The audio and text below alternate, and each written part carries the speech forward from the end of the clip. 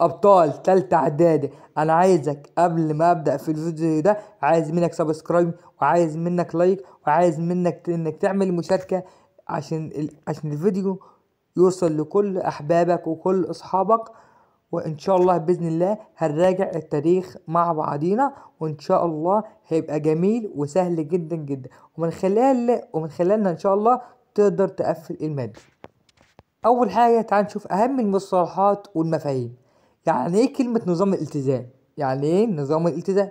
ده بيت الاموال والضرائب المفروضه على الفلاحين وارسالها الى السلطان العثماني ويتولى جمعها الملتزمين. يعني السلطان العثماني بيجيب واحد من الاغنياء هو اللي بيجمع الضرائب، وكان بيسميه الملتزم. بس الملتزم ده كان بيجمع الضرائب اضعاف مضاعفه أضعاف مضاعفة من الفلاحين. يعني لو 10,000 جنيه بيجمعها من الفلاحين 100,000 جنيه. ده اسمه نظام الالتزام.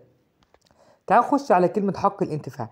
يعني ايه حق الانتفاع؟ نظام طبقه العثمانيون جعل الأرض الزراعية ملكا للدولة. إذا الأرض ملكا للسلطان العثماني، ويتم تكليف الفلاحين بزراعتها. يعني الفلاح بينتفع بزراعة الأرض، وليس له الحق في التصرف فيها أو بيعها أو توريثها. ده اسمه حق الانتفاع. تعال نخش يعني ايه كلمة مقاومة. يعني ايه مقاومة؟ هي رفض الشعوب. خلاص والله الشعب رافض، رفض الشعوب للاحتلال ومظاهره، ودفع عن البلاد بمختلف الوسائل. انا هدافع عن البلاد بتاعتي بمختلف الوسائل. طب خش يعني ايه كلمة جلاء. يعني ايه كلمة جلاء؟ رحيل قوات الاحتلال عن البلد المحتل. جلاء يعني رحيل قوات الاحتلال عن البلد المحتل. تع... تعال نشوف نظام الاحتكار. يعني ايه كلمة نظام الاحتكار؟ نظام تقوم فيه الحكومة ممثلة في محمد علي بتحديد، هي اللي بتحدد نوع الغلات التي تزرع والصناعات التي تنتج، وتحديد أثمان بيعها وشرائها في السوق. ده اسمه نظام الاحتكار. طب يعني ايه كلمة فرمان؟ فرمان أمر السلطان واجب التنفيذ. هو خلاص أمر من السلطان واجب ايه التنفيذ. ده اسمه فرمان. تعال نشوف اللائحة السعدية. هي ايه اللائحة السعدية دي؟ هي لائحة أصدرها سعيد باشا، وبموجبها أصبح الفلاح من حقه توريث الأرض. خلاص والله ده سعيد باشا هو اللي أصدرها، وبموجبها أصبح الفلاح من حقه توريث الأرض الزراعية. تعال نشوف يعني ايه كلمة امتيازات أجنبية. امتيازات يعني تسهيلات تمنحها الدولة العثمانية للأجانب في مصر. يعني السلطان العثماني بيقول للأجانب في مصر تعالوا شوفوا التجارة اللي انتوا عايزينها وايه، وانا هديكم كل حاجة ومن غير ما تدفعوا فلوس. مش هتدفعوا جنيه. طب ابن مصر؟ لا، انت ابن مصر مالكش اي حاجة، ابن البلد ملوش اي حاجة. دي اسمها امتيازات يعني تسهيلات. امتيازات يعني ايه؟ تسهيلات. يلا نشوف يعني ايه كلمة محاكم قنصلية.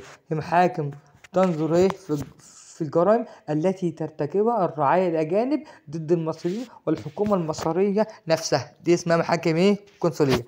طب يعني ايه كلمة محاكم المختلطة؟ محاكم أنشاء إسماعيل. جاء المحكمة محاكم المختلطة اللي أنشأها مين؟ إسماعيل. محاكم أنشأ إسماعيل لحد من مساوئ المحاكم القنصلية. تعال نشوف يعني ايه مراقبة ثنائية. دي فرض الرقابة الأجنبية من إنجلترا وفرنسا على المالية المصرية. دي اسمها مراقبة ايه ثنائية. تعال نشوف مظاهرة عسكرية. تعال نشوف ايه مظاهرة عسكرية.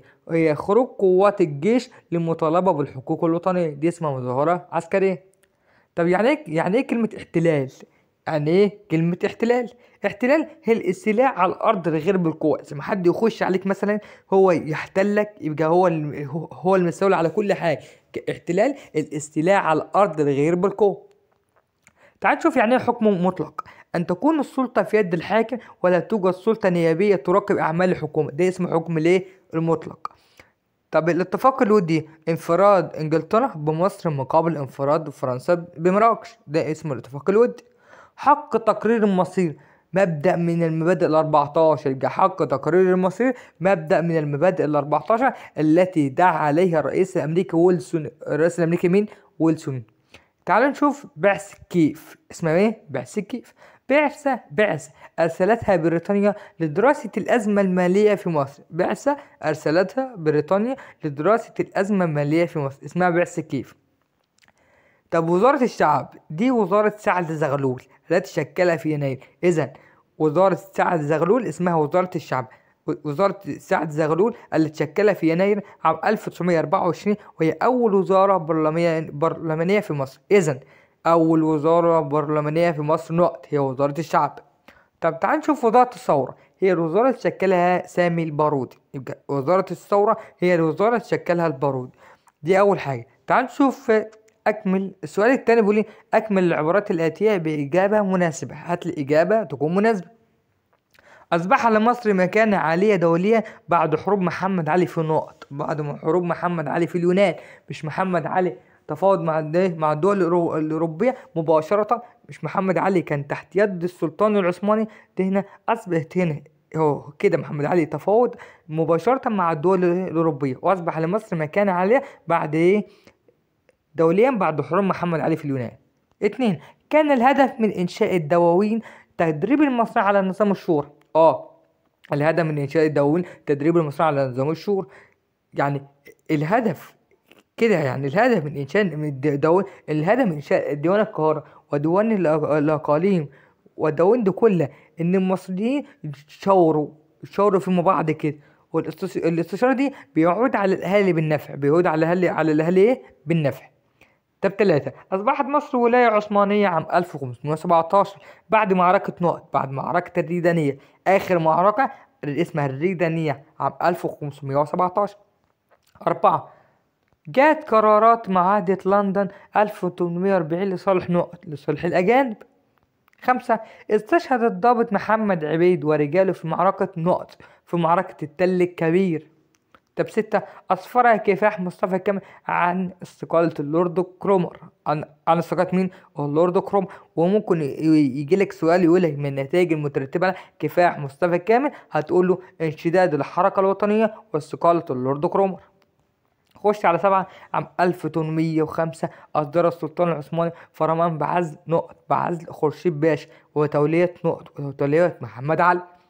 طب خش على 8، أعلن مصطفى النحاس إلغاء معاهدة عام 1936 في أكتوبر عام 1000 كده. أعلن مصطفى النحاس إلغاء معاهدة نقط، إلغاء معاهدة عام 1936 في أكتوبر عام 1951. 9، أرسلت إنجلترا حملة لاحتلال مصر عام 1807 بقيادة فريزر. يبقى أرسلت إنجلترا حملة لاحتلال مصر عام 1807 بقيادة نقط، بقيادة فريزر.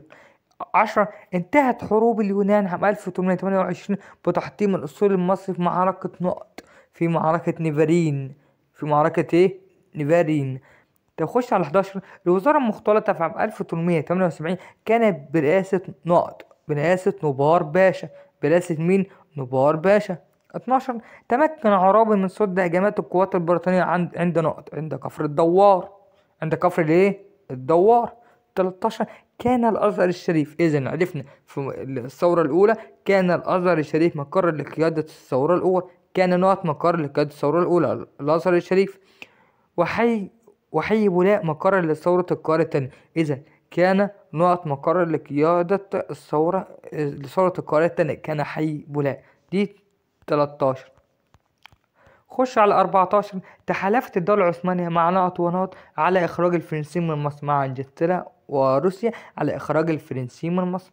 14، اجتمع زعماء الشعب في نقط لتولية محمد علي على حكم مصر في دار الحكمة، لتولية محمد علي على حكم مصر. 15، مين هو اللي تصدى لمشروع مد امتياز قناة السويس 40 سنة أخرى؟ اسمه الزعيم محمد فريد. اسم الزعيم إيه؟ محمد فريد. 16، يعتبر منع تجارة الرقيق محتبر منع تجارة الرقيق من أهم أعمال الخديوي إسماعيل. من أهم أعمال إيه؟ الخديوي إسماعيل. 17، أنشأ محمد علي أول مدرسة عسكرية في مدينة نقط، مدينة أسوان. مدينة إيه؟ أسوان. طب خش على 18، انتهت حروب اليونان بضم جزيرة نقط إلى ولاية مصر عام 1827 إلى ولاية كريت. إلى ولاية كريت. طب 19، يعتبر تأسيس نقط عام 1866 بداية الحياة النيابية في مصر. يعتبر تأسيس مجلس شورى النواب. 20، شكل نقط أول وزارة برلمانية في مصر، شكلها سعد زغلول. 21، يعتبر نقط أول معتمد بريطاني في مصر بعد الاحتلال البريطاني عام 1882، يعتمد اللورد كرومر. 22 من النتائج العلمية للحملة الفرنسية. أنا عندي كام حاجة. محاولة شق قناة، مش هم حاولوا شق قناة تربط بين البحرين ولكن لم تنجح بسبب خطأ في حسابات المياه. يبقى كده محاولة شق قناة، واكتشاف حجر رشيد. واكتشاف حجر إيه؟ رشيد. 23 بعد مظاهرة عابدين عام 1881 شكلت وزارة نقط، ثم تليها وزارة شكلت وزارة شريف باشا، ثم تليها وزارة برئاسة محمود سامي البارود. 24 تم إلغاء الامتيازات الأجنبية عام 1800.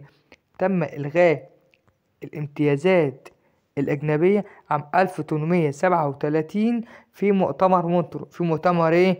مونترو. 25 عقد سعيد باشا أول قرض من كده. هو مين اللي خد أول قرض؟ اللي خد أول قرض من البنوك هو سعيد باشا. عقد سعيد باشا أول قرض من البنوك الإنجليزية عام 1862. 26 تم نفي سعد زغلول أول مرة إلى جزيرة نقط مالطا، وتاني مرة إلى جزيرة نقط سيشل. اسمها إيه؟ سيشل. طب 27 تم نفي أحمد عرابي إلى جزيرة إلى نقط إلى جزيرة سيلان بالهند. كان سيرلي ستاك هو القائد العام للسودان والجيش المصري، والذي تم اغتياله في نوفمبر عام 1924. كان نقط هو القائد العام للسودان. كان سيرلي ستاك هو القائد العام للسودان. تخش على 29 ضمت مصر إلى بعد معاد 1936. انضمت مصر إلى منظمة عصبة الأمم بعد معاد 1936. قام محمد بيك أبو الدهب بخيانة علي بيك الكبير وإنحاز للسلطان العثماني. قام نقطه من خان علي بيك الكبير. قام محمد أبو الدهب بخيانة علي بيك الكبير وإنحاز للسلطان العثماني. وإنحاز للسلطان العثماني. على 31 تم خلع عمر مكرم من نقابة الأشراف ونفي إلى دمياط. يبقى كده تم خلع نقط. تم خلع عمر مكرم من نقابة الأشراف ونفي إلى دمياط على يد محمد علي. 32 قام نقط بإلغاء الدستور. هم اللي ألغى الدستور 1923 وأصدر بدلا منه 1930. قام إسماعيل صدق بإلغاء الدستور. 33 قام مصطفى كامل بتأسيس الحزب الوطني الديمقراطي وأصدر جريدة اللواء. يبقى كده مين اللي قام بتأسيس الحزب الوطني الديمقراطي؟ مصطفى كامل. ومين اللي أصدر جريدة اللواء عام 1900؟ مصطفى كامل. يبقى كده مصطفى كامل قام بتأسيس الحزب الوطني الديمقراطي وأصدر جريدة اللواء عام 1900. 34 تمكن خديوي إسماعيل من اكتشاف منابع نهر النيل. مين اللي تمكن من اكتشاف منابع نهر النيل؟ تمكن خديوي إسماعيل. أعاد خديوي توفيق نظام المراقبة الثنائية. بكده مين اللي أعاد نظام المراقبة الثنائية؟ لخديوي توفيق. ورفض اللائحة الأساسية اللي هو الدستور. 36 ساند أهالي عكا في دفاعهم ضد نابليون الحملة الفرنسية. مين هو ده؟ هو أحمد باشا الجزار. أحمد باشا الجزار. تعال نشوف أهم التفسيرات. ثالثا أهم التفسيرات سيطرة الأجانب على التجار في مصر خلال الحكم العهد العثماني بسبب الامتيازات. احنا قلنا التسهيلات بسبب الامتيازات الأجنبية التي منحتها الدولة العثمانية لها. تعال نشوف شروط عقد امتياز قناة السويس. كان ظالما المصريين ولا ما كانش ظالما؟ كانت ظالما المصريين، لأنها أعطت الشركة الحق في انتزاع الأراضي التي تمر بها القناة بالمجان، ويكون 4 أخماس العمال من المصريين، ويكون لمصر 15% من صافي الأرباح. كده هي ظالمة المصريين ولا مش ظالمة؟ كده هي ظالمة المصريين. 3 تدهور الصناعة في مصر في عهد سليم الأول. ليه تدهورت الصناعة؟ بسبب تدهور الزراعة. أنا ما عنديش زراعة، إذا ما عنديش صناعة. ولأنه أرسل أمهر الصناع، يعني الصناع الكويسين الحرفيين الكويسين دول، لأنه أرسل أمهر الصناع المصريين إلى الأستانة عاصمة الدولة العثمانية. تعال نشوف 4 إرسال بريطانيا المذكرة المشتركة الأولى. هي ليه بريطانيا أرسلت المذكرة المشتركة الأولى؟ هنقول لتقوية موقف الخديوي ضد العسكريين ورغبتها في حل مجلس النواب. لتقوية موقف الخديوي ضد العسكريين ورغبتها في حل مجلس النواب. 5 توقفت حركة النهضة في عهد عباس. هنقول والله هو حيث أنه أغلق معظم المدارس والمصانع وأهمل العسكرية، حيث خفض عدد الجيش إلى 18,000 جندي وأهمل الأسطول. بكده توقفت حركة النهضة في عهد عباس أنه أغلق معظم المدارس والمصانع وأهمل العسكرية، حيث خفض عدد الجيش إلى 18,000 جندي وأهمل الأسطول. دي 5. خش على 6. قيام ثورة القاهرة الأولى. هي ليه قامت ثورة القاهرة الأولى؟ هنقول بسبب فرض الضرائب الفادحة على الأهالي، تفتيش البيوت واقتحام الحانات البحث عن الأموال، هدم أبواب الحارات المنتهى عاصمة المقاومة، هدم كثير من آثار المساجد بحجة تحسين القاهرة. قيام ثورة القاهرة الأولى. هو كان في علاقة بين قيام ثورة القاهرة الأولى وبين معركة أبو قير البحرية، أو اللي هو في معركة أبو قير البحرية تم تحطيم الأسطول وغلقه في أبو قير. فهنا في ثورة القاهرة الأولى هيعمل إيه؟ طبعا هو كده، هو خلاص كده، هو اتحرم الحملة وحرمان الحملة من إيدين فرنسا. فهيجي في ثورة القاهرة الأولى هيعمل إيه؟ هيفرض الضرائب. دي 6. قيام ثورة القاهرة الأولى. هنخش على 7. ازدهار التعليم في عهد إسماعيل. ازاي ازدهر التعليم في عهد إسماعيل؟ حيث أعاد فتح ديوان المدارس. يبقى اللي خدوه كده في إيه؟ ازدهار التعليم في عهد إسماعيل حيث أعاد فتح ديوان المدارس وفتح المدارس العليا مثل دار العلوم والحقوق، وأرسل البعثات العلمية وإنشاء دار الكتب ودار الرصد بالعباسية والجمعية الجغرافية عام 1875. ده ازدهار التعليم في عهد عباس. تعال نشوف 8. تدهور التعليم بقى. نشوف تدهور التعليم في عهد الاحتلال البريطاني حيث جعلوه بمصروفات مرتفعة. أنا مصروفات عالية جدا جدا. يبقى تدهور التعليم في عهد الاحتلال البريطاني حيث جعلوا بمصروفات مرتفعة جدا جدا، وحصروا التعليم في فئة قليلة. والله هم فئة قليلة بس هم اللي هيتعلموا، بهدف تخريج موظفين للعمل في الإدارات الحكومية. تدهور التعليم في عهد الاحتلال البريطاني حيث جعلوا بمصروفات مرتفعة وحصروا التعليم في فئة قليلة بهدف تخريج موظفين للعمل في الإدارات الحكومية. تخش على 9. أسباب قيام ثورة 1919. ليه قامت ثورة 1919؟ بسبب نمو الوعي الوطني. خلاص بقى في وعي وطني بسبب نمو الوعي الوطني. الإجراءات العنيفة التي اتخذتها بريطانيا أثناء الحرب العالمية الأولى، إدعاء بريطانيا أنها تحارب من أجل استقلال الشعوب. دي أسباب قيام 1919 بسبب نمو الوعي الوطني. الإجراءات العنيفة التي اتخذتها بريطانيا أثناء الحرب العالمية الأولى، إدعاء بريطانيا أنها تحارب من أجل استقلال الشعوب. دي 9. خش على 10. أسباب معارضة الشعب للدستور 1930. ليه الشعب عارض دستور 1930؟ لأنه كان يعطي سلطات واسعة للملك ويهدر حق الأمة. لأنه كان يعطي سلطات واسعة للملك ويهدر حق الأمة. كده لو قال لك أسباب معارضة الشعب للدستور 1930، لأنه كان يعطي سلطات واسعة للملك ويهدر حق الأمة. خش على 11. ازدهار الزراعة في عهد محمد علي. هنقول حيث ألغى نظام الالتزام. خلاص بقى هو نظام الالتزام كده خلاص. حيث ألغى نظام الالتزام أحل أساليب زراعية حديثة. واحد، حيث ألغى نظام الالتزام وأحل أساليب زراعية حديثة اهتم بالتعليم الزراعي وتحسين طرق الري وبناء القناطر الخيرية. دي ازدهار الزراعة في عهد محمد علي. تعال نشوف الحملة الفرنسية على مصر. هي جت له الحملة الفرنسية على مصر. مش انجلترا طردت فرنسا من الهند. طردت فرنسا من الهند. فرنسا تيجي مصر ليه بقى؟ واحد، اكيد تعويض فرنسا عن فقدان مستعمراتها في الهند. بإنشاء مستعمرة فرنسية في شكل تكون قاعدتها في مصر، وقطع الطريق بين انجلترا ومستعمراتها في الهند. كده هتعمل ايه؟ هتقطع الطريق بين انجلترا ومستعمراتها في الهند وتعوض فرنسا عن فقدان مستعمراتها في الشرق. إذا بيتفسر الحملة الفرنسية على مصر، أو بيتفسر مجيء الحملة الفرنسية على مصر تعويض فرنسا عن فقدان مستعمراتها في الشرق بإنشاء تعويض فرنسا عن فقدان مستعمراتها في الهند بإنشاء مستعمرة فرنسية في الشرق تكون قاعدتها في مصر، قطع الطريق بين إنجلترا ومستعمراتها في الهند. تعال نشوف حملة فريز عام 1907 على مصر.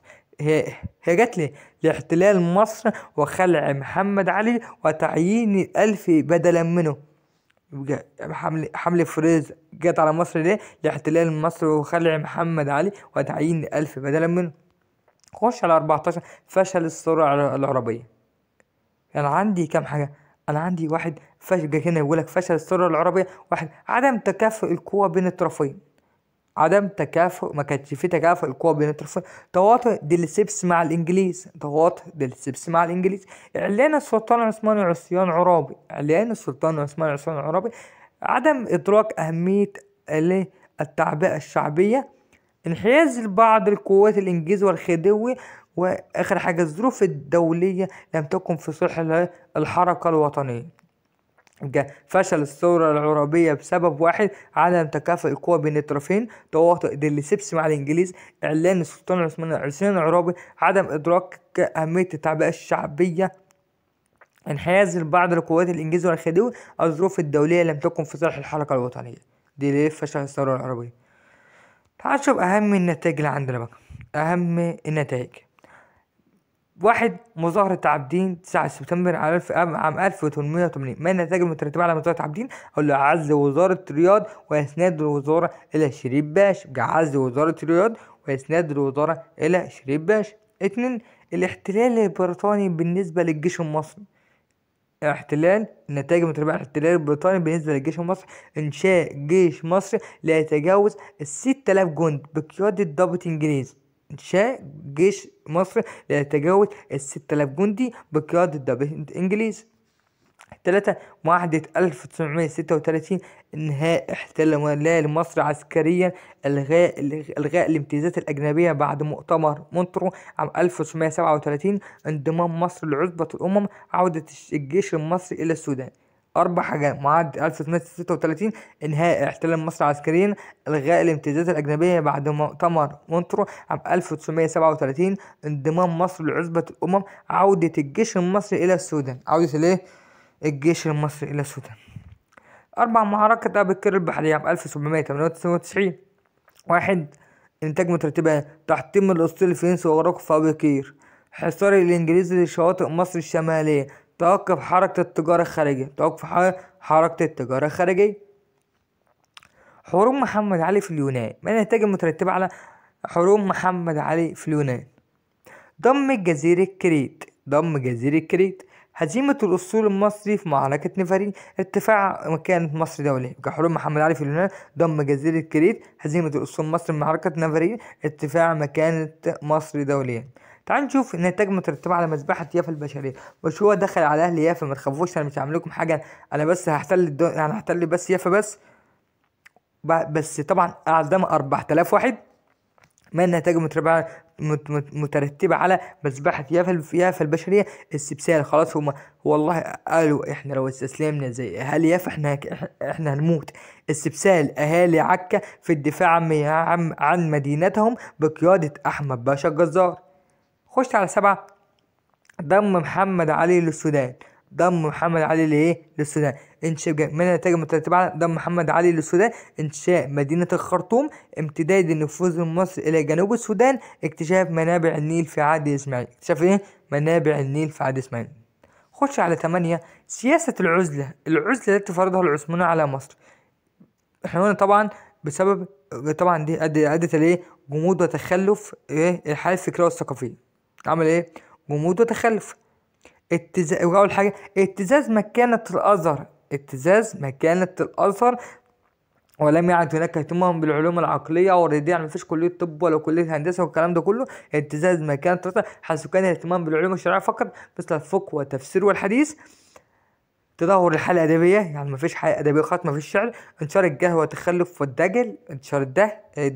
الجهل والتخلف والدجل. دول سياسة العزلة. 9، إصدار سعيد باشا اللائحة السعدية. امتلاك الفلاح للأرض الزراعية وأصبح له الحق في ترسها. 10، اكتشاف طريق رأس رجاء السرعة. التدهور الاقتصادي والمالي لدولة المماليك. خش عليه دل على صحة العبارات الآتية: توحدت جميع فئات الشعب خلال ثورة 1919 حيث اشترك فيها جميع طوائف الشعب من المسلمين ومسيحيين وعمال وفلاحين. وخرجت المرأة لأول مرة. إذا دلل على صحة العبارات الآتية: توحدت جميع فئات الشعب خلال ثورة 1919، حيث اشترك فيها جميع طوائف الشعب من مسلمين ومسيحيين وعمال وفلاحين، وخرجت المرأة لأول مرة. اثنين، أثرت سياسة محمد علي الاقتصادية في تشكيل وبناء القوى الاجتماعية في مصر. هنقول حيث انتهاء نفوذ المماليك كهيئة حاكمة، وحل محلهم أسرة محمد علي وبعض العناصر التركية، تضاءل نفوذ العلماء والأزهر والقيادات الشعبية، وظهرت طبقة الأحيان، ظهرت طبقة عمال الصناعة، واستمرار طوائف الحرف كوسطاء للحكومة، تدهور طبقة التجار واختفاء الشخصيات التجارية الكبيرة، وحل محلات التجار الأجانب ووكلائهم. ظهر البدو كقوة اجتماعية مستقرة. ظهر ايه البدو كقوة اجتماعية مستقرة. خش على 3. كان تصريح 28 فبراير لم يحقق الاستقلال الكامل لمصر. إذا كان تصريح 28 فبراير لم يحقق الاستقلال الكامل لمصر بسبب احتفاظ بريطانيا بالتحفظات الأربعة، وهي واحد، ركز معايا كده، كانت تصريح 28 فبراير لم يحقق الاستقلال الكامل لمصر بسبب التحفظات الأربعة، وهي تأمين المواصلات البريطانية في مصر، الدفاع عن مصر ضد أي عدو، حماية المصالح الأجنبية والأقليات في مصر، استمرار الوضع في السودان كما هو. دي لو جالك سؤال في الامتحان. رابع حاجة، كان لعلماء الحملة الفرنسية آثار بعيدة المدى. آثار بعيدة المدى على مصر، حيث تمكنوا من فك رموز حجر رشيد وعملوا مشروع لقناة توصيل البحرين وتأليف كتاب وصف مصر. كان العلماء الحمل آثار بعيدة المدى. هقول لك والله عملوا شق قناة تربط بين البحرين، البحر الأحمر والمتوسط، ولكن لم تنجح بسبب خطأ في حسابات المياه، وتأليف كتاب وصف مصر، وعملوا وإنشاء المجمع العلمي وتمكنوا من فك حجر رشيد. 5. شهدت مصر في عهد إسماعيل نهضة عمرانية كبرى. ركز معايا يالا، شهدت مصر في عهد إسماعيل نهضة عمرانية كبرى، وهقول لك حيث قام ببناء العديد من القصر مثل قصر عابدين. الجميل اللي بنى قصر عابدين كده هو بنى امتى؟ في عهد إسماعيل. شهدت مصر بعد إسماعيل نهضة عمرانية حيث قام ببناء العديد من القصور مثل قصر عابدين، بناء العديد من الكباري مثل كوبري قصر النيل، وبناء دار الأوبرا المصرية.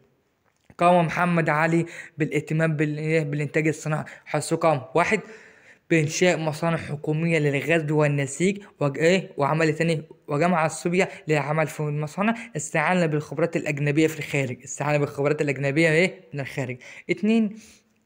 وخش على 7. أدرك محمد علي قوة الزعامة الشعبية، لذلك سعى للتخلص منها. أيوة يا عم، هم الزعامة الشعبية قالوا لك أنت ما تعملش أي حاجة إلا بمشوراتنا، أن تحكم بالعدل ولا تبرم أمرا إلا مشوراتنا. فهو هنا السؤال بيقول: أدرك محمد علي قوة الزعامة الشعبية، لذلك سعى للتخلص منها، حيث قام بخلع عمر مكرم من نقابة الأشراف ونفيه إلى دمياط. طب 8. أدرك محمد علي أهمية بناء القوى العسكرية. طبعا، حيث قام بإنشاء مدرسة عسكرية بأسوان. أول مدرسة عسكرية فين؟ كانت في أسوان كده، حيث قاموا بإنشاء مدرسة عسكرية بأسوان، استعان بضباط الأجانب مثل كولونيل سيف لتدريب الضباط المصريين. اتجه لتجنيد المصريين بعد فشل تجربة تجنيد السودانيين. خلاص عرفنا، حيث قام بإنشاء مدرسة عسكرية بأسوان، واستعان بالضباط الأجانب مثل كولونيل سيف لتدريب الضباط المصريين، واتجه لتجنيد المصريين بعد فشل تجربة تجنيد السودانيين. 9. تولى محمد فريد رئاسة الحزب الوطني في ظروف صعبة، حيث تحول خديوي عباس حلمي الثاني إلى تأييد الاحتلال. تولى محمد فريد رئاسة الحزب الوطني في ظروف صعبة، حيث تولى خديوي عباس حلمي الثاني إلى تأييد الاحتلال. 10. اتبع محمد علي السياسة القوية لتطبيق نظام الاحتكار. 10. اتبع محمد علي سياسة قوية لتطبيق نظام الاحتكار في مجال التجارة، حيث قام بتسويق المنتجات والحاصلات الزراعية الزراعية، قام بالبيع للتجار الأجانب في مصر، قام بالبيع في الخارج لحساب مصر، احتكر تجارة الواردات. احتكر ايه؟ تجارة الواردات. هنخش على آخر سؤال معايا. ما العلاقة بين كل منا؟ ما العلاقة بين كل منا؟ هنشوف ما العلاقة بين كل منا. 1. موقعة أبيقير البحرية.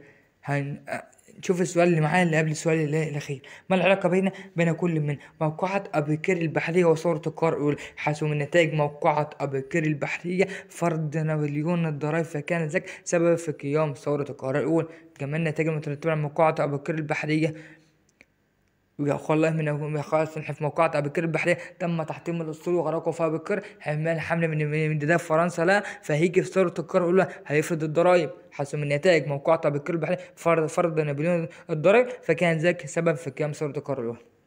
ديليسيبس واحتلال مصر. كان له دور كبير في خداع عرابي، حيث سمح بدخول الإنجليز من قناة السويس ورفض تعطيل الملاحة به.